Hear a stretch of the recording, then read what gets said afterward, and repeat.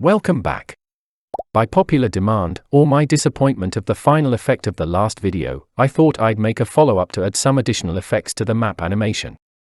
With Renderer 3D node selected, press Shift Space to open the tool search. Find the Tilt Shift Blur tool and add it. The node will now appear between Renderer 3D and the final Media Out node. With Medi Out in one of your viewers, you should see the effect immediately.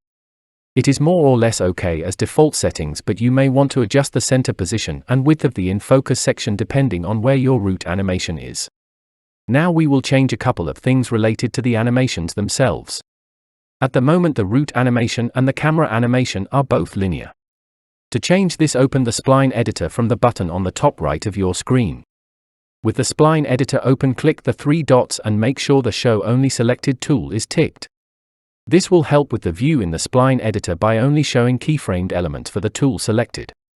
Now go to your node tree and select the Paint node. In the spline editor you will see the items that we keyframed before, in this case the stroke 1 start and end for the write-on function. Tick the boxes to make sure they are selected. Click the Zoom to Fit button. This will bring all keyframes into view on the spline editor. Press Ctrl A to select all points and then press F for flatten. This will ease the animation in and out. Now select the Camera 3D node and tick the target positions for X, Y and Z.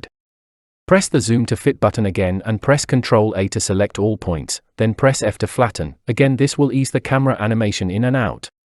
And that's it. I think this makes the animation look so much better, especially with the Tilt Shift Blur in place too. Hope you found this helpful.